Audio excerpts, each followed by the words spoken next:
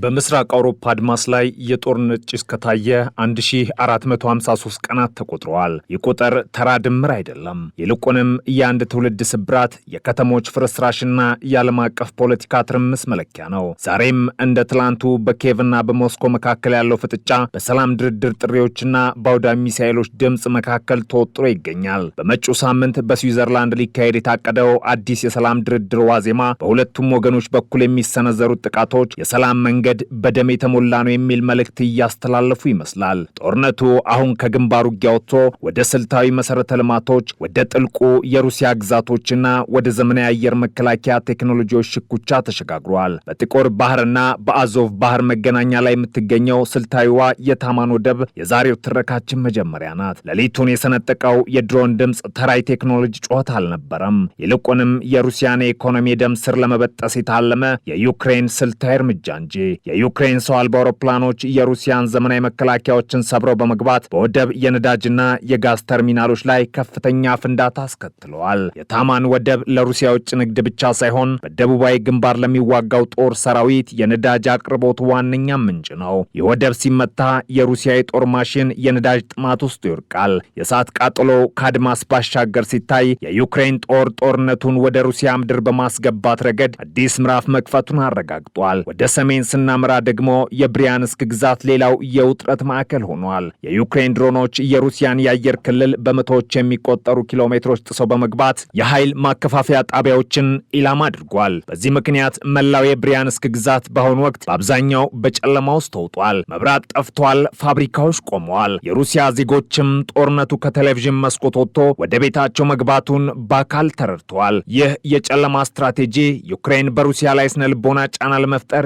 የምትጠቀምበት መሳሪያ ሆኗል። የሩሲያ መከላከያ ሚኒስቴር ድሮኖችን መትቼ ጥያለሁ ቢልም የደረሰው የኃይል መቆራረጥ ግን እውነታው ሌላው መሆኑ ይመሰክራል። በዚህ ሁሉ ጥረት መሃል ግን የዓለምን ወታደራዊ ባለሙያዎች ትኩረት የሳበው ትልቁ ዜና ከዩክሬን የደህንነት አገልግሎት የወጣው መግለጫ ነው። ዩክሬን የሩሲያ አየር መከላከያ ጋሻ የሆነውና ፓንቲሲር ኤስ1 የተባለውን እጅግ ዘመናዊ ሲስተም ግማሽ ያህሉን ማውደሟን አስታውቃለች። የመረጃ እውነት ከሆነም የሩሲያ ሰማይ አሁን ለጥቃት ክፍት ሆኗል ማለት ነው። ፓንቲሲር ኤስ1 በዘመናዊ ጦርነት ውስጥ ያለው ስፍራ እጅግ ከፍተኛ ነው። ፓንቲሲር ኤስ1 በኔቶ መጠሪያ ስሙ SA-22 ግሬሃውንድ ተብሎ የሚታወቅ በአጭርና በመካከለኛ ርቀት ላይ የሚገኙ የአየር ኢላማዎችን ለመደምሰስ የተሰራ የተቀናጀ ሚሳኤልና የመድፍ ስርዓት ነው። ይህ መሳሪያ በአንድ ግዙፍ ባለ 8 እግር የጭነት መኪና ላይ የተጫነ ሲሆን በውስጡ 12 ሚሳኤል ማስወንጨፊያዎችንና 2 ባለ 30 ሚሜ አውቶማቲክ መድፎችን ይዟል። የእርሱ ልዩ ባህሪ በአንድ ጊዜ ድሮኖችን፣ ዝቅ ብሎ የሚበሩ ጀቶችና ክሩዝ ሚሳኤሎችን አድኖ የመምታት አቅሙ ነው። ራዳሩ እስከ 36 ኪሎ ሜትር ርቀት ላይ ያለን የትኛውንም የሚንቀሳቀስ ነገር መለየት የሚችል ሲሆን ሚሳኤሎቹ ደግሞ እስከ 20 ኪሎ ሜትር ርቀትና እስከ 15 ኪሎ ሜትር ከፍታ ድረስ ገዳይ ናቸው። ሩሲያ ፓንቲሲርን የምትጠቀመው እንደ ኤስ-400 ያሉ ግዙፍ ሚሳኤሎችን ለመጠበቅና የነዳጅ ማጣሪያዎቿን ከድሮን ጥቃት ለመከላከል ነው። ዩክሬን የዚህን መከላከያ ግማሽ ያህል አውድሜያለሁ ማለቷ የሩሲያ ስልታዊ ተቋማት አሁን ራቁታቸውን ቀርተዋል እንደማለት ነው። ይህንን አደገኛ መከላከያ ለመስበር ዩክሬን እጅግ ውስብስብ የሆኑ የኤሌክትሮኒክስ ጦርነት ዘዴዎችንና የተቀናጁ የድሮን ጥቃቶችን ተጠቅማለች። ይህ የቴክኖሎጂ ሽኩቻ ሩሲያ በምድር ላይ ያላትን ወታደራዊ የበላይነት በዩክሬን ብልሃትና በምዕራባውያን ቴክኖሎጂ እየተሸረሸረ መሆኑን የሚያሳይ ትልቅ ማሳያ ነው። በሌላኛው ግንባር የሩሲያ ጦር በዩክሬን የሲቪል ተቋማት ላይ የሚፈጸውን ድብደባ አፋጥኗል። በሱሚ ግዛት የደረሰው ጥቃት የጦርነቱን ጨካኝ ገጽታ ቁልጭ አድርጎ ያሳያል። የሩሲያ ከባድ መሳሪያዎች በአካባቢ የሚገኙ አንድ የሕክምና ማዕከል መጥተዋል። በጥቃቱ 4 ሰዎች ሲቆስሉ የሕክምና መሳሪያዎችና ታካሚዎች የሚገኙባቸው ክፍሎች ወደ ፍርስራሽነት ተቀይረዋል። ዩክሬን ይህንን ሆን ተብሎ የተፈጸመ የሽብር ተግባር ስትል እየጠራችው ሲሆን ሩሲያ ግን በወታደራዊ ኢላማዎች ላይ ብቻ ነው ጥቃት የምፈጽመው የሚለውን ንግግሯን ቀጥላለች። በሱም የሚታየው ፍርስራሽ ግን የጦርነቱን ሰለባዎች ደም እያፈሰሰ የዓለምን ሕሊና ይፋረዳል። የዩክሬኑ ፕሬዝዳንት ቮሎዲሚር ዜሌንስኪ በጀርመን በተካሄደው የሙኒክ የደህንነት ጉባኤ ላይ ተሳትፈው ወደ ኪየቭ ተመልሰዋል። ዜሌንስኪ ለህዝባቸው ባደረጉት ንግግር የአየር መከላከያ አቅምን ማጠናከር የቅንጦት ሳይሆን የየዕለት አስፈላጊነት መሆኑን በቆራጥነት ተናግረዋል። ፕሬዝዳንቱ በሙኒክ ቆይታቸው ከምዕራባውያን መሪዎች ጋር ባደረጉት ድርድር አዳዲስ የወታደራዊ ድጋፍ ጥቅሎች በቅርቡ እንደሚደርስላቸው ቃል ተገብቶላቸዋል። ዩክሬን አሁንም ተጨማሪ የፓትሪዮት ሚሳኤል መከላከያዎችንና የኤፍ-16 ተዋጊ ጀቶችን ትጠብቃለች። ሰማያችንን መቆጣጠር ከቻለን ምድራችን ራሳችንን ነጻ ማውጣት እንችላለን የሚለው የዘለንስኪ እምነት የዩክሬንን ቀጣይ የጦርነት ስልት ይወስነዋል። ይህ ሁሉ ወታደራዊ መካረር ባለበት ወቅት ነው የሩሲያው ክሬምሊን ቀጣይ ሰላም ድርድር በሚቀጥለው ሳምንት በስዊዘርላንድ እንደሚካሄድ ይፋ የተደረገው። የድርድር በዓለም አቀፉ ማህበረሰብ ዘንድ ትልቅ ተስፋ የተጣለበት ቢሆንም በጦር ሜዳ ያለው እውነታ ግን ለሰላሙ መንገድ እንቅፋት ሆኗል። ሩሲያ ድርድሩን የምታጓትተው በጦር ሜዳ ተጨማሪ ድሎችን ለመቀዳጀት ጊዜ ለመግዛት ነው የሚሉ ወገኖች ጥቂትም አይደሉም። ዩክሬን በበኩሏ ያለ ቅድመ ሁኔታ የሩሲያን ጦር መውጣት አለበት የሚለውን አቋሟን ይዛ ቆማለች። በዲፕሎማሲው መድረክ የሚታየው ይህ የእልህ ለእልህ ፍጥጫ ስዊዘርላንድ ላይ የሚጠበቀውን ውጤት ጥያቄ ውስጥ ከቶታል። በአሁኑ ወቅት ጦርነቱ ወደ አራተኛ ዓመቱ እየተቃረበ ባለበት በዚህ ሰዓት ሁለቱም ሀገራት ከፍተኛ የሰው ኃይልና የቁሳቁስ ኪሳራ ቢደርስባቸውም ወደ ኋላ ለማለት ግን ዝግጁ አይደሉም። ዩክሬን በምዕራባውያን የቴክኖሎጂ ድጋፍ የሩሲያን ጥልቅ ግዛቶች የመምታት አቅሟን እያሳደገች ሲሆን ሩሲያ ደግሞ በቁጥር ብልጫና በከባድ መሳሪያዎች የዩክሬን የመከላከል መስመር ለመስበር ትጥራለች። ጦርነቱ አሁን የመደምሰስ ጦርነት ወይም ዋር ኦፍ አትሪሽን ደረጃ ላይ ደርሷል። ማንም ወሳኝ ድል ባላገኘበት በዚህ ወቅት የድሮንና የሚሳኤል ውርጅብኝ የቀን ተቀን ህይወት ሆኗል። በታማን ወደብ ላይ የደረሰው ጉዳት፣ በብሪያንስክ የጠፋው መብራት፣ የተደመሰሱት የፓንትሲር መከላከያዎችና በሱም የወደመው የሕክምና ማዕከል ሁሉም የሚያሳዩት አንድ እውነት አለ። የጦርነት በሁለቱ ሀገራት መካከል ብቻ የሚደረግ ሳይሆን የዓለምን የወደፊት ስርዓትና የቴክኖሎጂ የበላይነት የሚወስን ነው። ዩክሬን ለነጻነቷና ለሉዓላዊነቷ የምታደርገው ትግል፣ ሩሲያ ደግሞ ግዛቷን ለማስፋትና ስልታዊ ፍላጎቷን ለማስከበር የምታደርገው ጥረት አሁንም በደም የተጻፈ ታሪክ ምዕራፍ ሆኖ ቀጥሏል። በሚቀጥለው ሳምንት የስዊዘርላንድ ሰማይ የሰላም ርግቦችን ያስተናግዳል ወይንስ ድርድሩ በባሩድ ጭስ ተውጦ ይቀራል የሚለው ጥያቄ የዓለም ሕዝብ በስጋት የሚጠብቀው መልስ ነው። የፓንትሲር ኤስ1 መውደም ለሩሲያ ጦር ትልቅ ራስ ምታት ነው። ይህ ሲስተም በአንድ ጊዜ ሁለት ራዳሮችን ይጠቀማል። አንደኛው ኢላማውን ለመፈለግ፣ ሁለተኛው ደግሞ ሚሳኤሉን ወደ ኢላማው ለመምራት። የውስብስብ አሰራር ግን አሁን በዩክሬን ኤሌክትሮኒክስ ኢንተርፌረንስ እየተሰበረም ይገኛል። ዩክሬን የሩሲያን ራዳሮች በማሳወር ሚሳኤሎቹ መንገዳቸው እንዲስቱ እያደረገች ነው። ይህ የድመትና የአይጥ ጨዋታ በሰማይ ላይ የሚካሄድ የቴክኖሎጂ ፍልሚያ ነው። እያንዳንዱ የወደመ ፓንትሲር ለሩሲያ የ15 ሚሊዮን ዶላር ኪሳራ ብቻ ሳይሆን የአየር ክልሏን ደህንነት የሚያናጋ ትልቅ ስብራት ነው። ፕሬዚዳንት ዘለንስኪ ከሙኒክ ሲመለሱ ያመጡት ተስፋ ለዩክሬን ወታደሮች ትልቅ የሞራል ጥንካሬ ነው። አዳዲስ የድሮን ቴክኖሎጂዎችና የረዥም ርቀት ሚሳኤሎች ወደ ኬቭ እየጎረፉ ነው። በሌላ በኩል ቭላድሚር ፑቲን ጦርነቱን እስከ መጨረሻው ለመግፋት መዘጋጀታቸውን ከክሬምሊን የሚወጡ መረጃዎች ያረጋግጣሉ።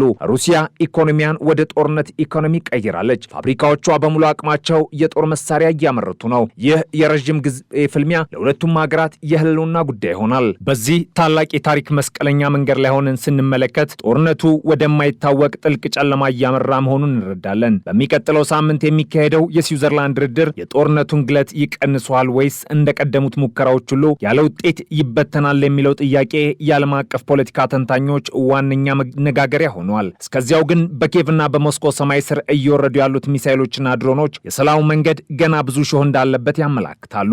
የምስራቅ አውሮፓ አፈር ደም መጠጣቱን ቀጥሏል። የታሪክ መዝገብም በስቃይና በጽናት ታሪኮች እየተሞላ ነው። የጦርነቱ 1453 ቀናት ስቃይ ብቻ ሳይሆኑ የሰው ልጅ ለነጻነት ያለውን ጽናት የሚያሳዩበት ነው። ዩክሬን በደካማ አቅም ተነስታ የዓለማችንን ግዙፍ ወታደራዊ ኃይል በቴክኖሎጂና በብልሃት ስትገዳደር ዓለም በአድናቆትና በስጋት ትመለከታለች። ሩሲያ ደግሞ ክብሯንና ስልታዊ ጥቅሟን ለማስጠበቅ በምታደርገው ጥረት ውስጥ የራሷን ዜጎችና የኢኮኖሚ መሰረቷን መስዋዕት እያደረገች ትገኛለች። ይህ የሁለት ኃይሎች ፍጥጫ የዓለምን ጂኦፖለቲካዊ ካርታ ለዘላለም ቀይሮታል።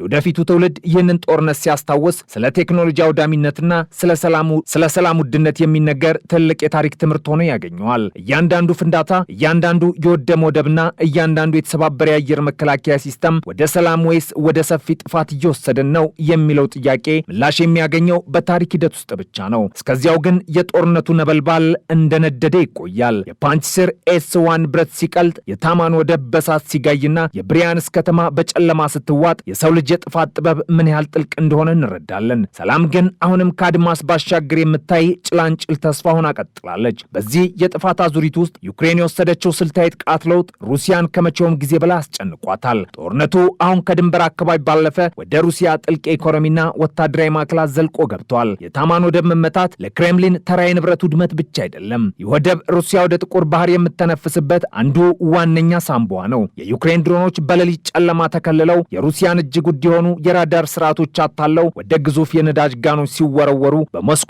የኢኮኖሚ ስሌት ላይ ላይ ትልቅ ቀውስ ፈጥሯል። የነዳጅ ጋኖቹ ሲፈነዱ የሚወጣው እሳት እስከ ብዙ ኪሎ ሜትሮች ርቀት ድረስ የሚታይ ሲሆን ይህም የሩሲያ የኢነርጂ የበላይነት በድሮን ቴክኖሎጂ ምን ያህል ተጋላጭ እንደሆነ ለዓለም ያሳየ ክስተት ነው። ይህ ወደብ ለአውሮፓና ለኤዥያ የሚላኩ የነዳጅ ምርቶች መሸጋገሪያ በመሆኑ ጥቃቱ የሩሲያን የውጭ ምንዛሪ ገቢ በቀጥታ የሚነካ ነው። በተመሳሳይ ሰዓት በብሪያንስክ የታየው የጨለማ ድባብ ዩክሬን የመሰረተ ልማት ጦርነት መጀመሯን ያረጋግጣል። ሩሲያ ባለፉት ክረምቶች የዩክሬንን የኤሌክትሪክ ኃይል በማውደም ህዝቡን በብርድ ለመቅጣት የሞከረችውን ስልት አሁን ኬቭ ወደ ሞስኮ መልሰዋለች። የብሪያንስክ የኃይል ጣቢያዎች በድሮን ሲደበደቡ ከተማዋ ብቻ ሳይሆን በዙሪያ ያሉ ወታደራዊ ፋብሪካዎችና የሎጂስቲክስ ማዕከላትም ስራ አቁመዋል። ይህ የጨለማ ስትራቴጂ የሩሲያን የጦር መሳሪያ ምርት ከማስተጓጎሉም በላይ በሩሲያ ዜጎች ዘንድ ጦርነቱ በድል እየተጠናቀቀ ነው የሚለውን የመንግስት ፕሮፓጋንዳ ጥያቄ ውስጥ የሚከት ነው። ዜጎች በቤታቸው መብራት ሲያጡና ከሰማይ የድሮን ድምፅ ሲሰሙ የጦርነቱ መዘዝ የትም ቦታ ሊደርስ እንደሚችል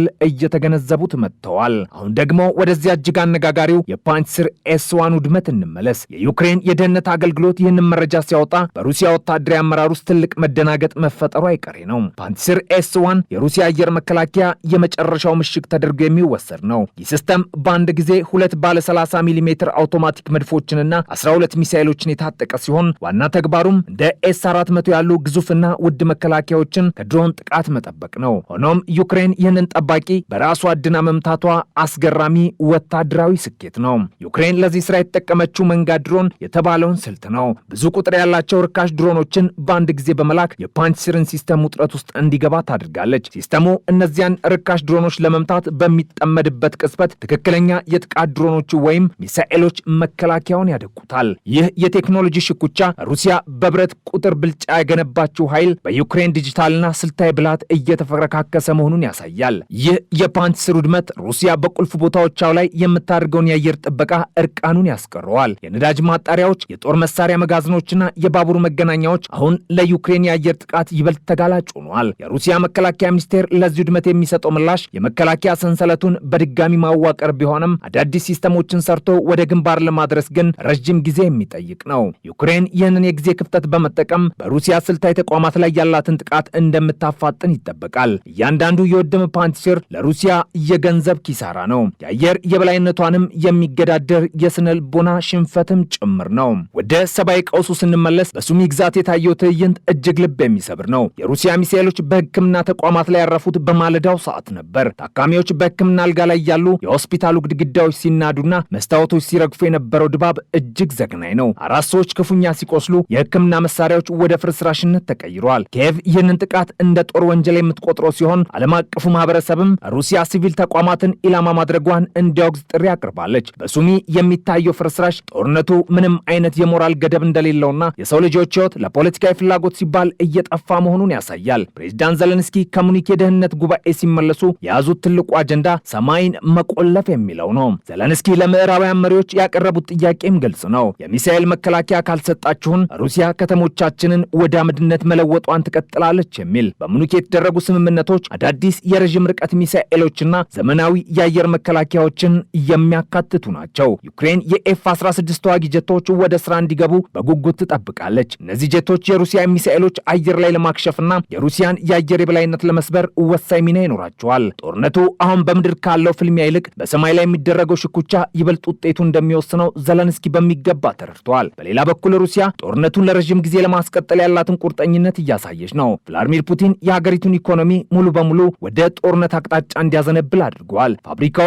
የቤት ዕቃዎችን ከመስራት ይልቅ የጦር መሳሪያና ጥይት በማምረት ላይ ተጠምደዋል። ሩሲያ ያላትን ሰፊ የሰው ኃይል በመጠቀም ጦርነቱን የትዕግስትና የመደምሰስ ፍልሚያ ለማድረግ አልማለች። ይህ ማለት የዩክሬን ወታደሮች እስኪደክሙና የምዕራባውያን ድጋፍ እስኪሰለች ድረስ ጦርነቱን ማርዘም ነው። ሩሲያ በቁጥር ብልጫ ተጠቅማ በምስራቃዊ ዩክሬን የምታደርገው ግስጋሴ ምንም እንኳን በከፍተኛ መስዋዕትነት ቢሆንም የኪየቭን የመከላከያ መስመር ለመፈተሽ እየታለመ ነው። በዲፕሎማሲው መስክ በሚቀጥለው ሳምንት በስዊዘርላንድ የሚደረገው ስብሰባም እጅግ ወሳኝ ነው። የጦርነቱ ቀናት እየጨመሩ በሄዱ ቁጥር የቴክኖሎጂ ሽኩቻም ይበልጥ እየረቀቀ ይሄዳል። ዩክሬን አሁን የራሷን የረዥም ርቀት ሚሳኤሎች በብዛት ማምረት መጀመሯ ሩሲያን ይበልጥ ስጋት ውስጥ የሚጥል ነው። ሩሲያ ደግሞ በበኩሏ ከሰሜን ኮሪያና ከኢራን የምታገኘውን የጦር መሳሪያ ድጋፍ በመጠቀም የዩክሬንን የመከላከል አቅም ለማዳከም ትጥራለች። ይህ የዓለም አቀፍ የኃይል አስተላለፍ ፍጥጫ ምድርን ወደ አዲስ የቀዝቃዛ ጦርነት ምዕራፍ እየመራት ነው። የስዊዘርላንዱ የሰላም ድርድር የባሩድ ጭሱን ሊገታው ይችል እንደሆነ ጊዜ የሚመልሱ ይሆናል። እስከዚያው ግን በኪየቭና በሞስኮ አድማስ ላይ የሚታየው ብቸኛው ነገር የጦርነት ጭስና የሚሳኤል ነበልባል ነው።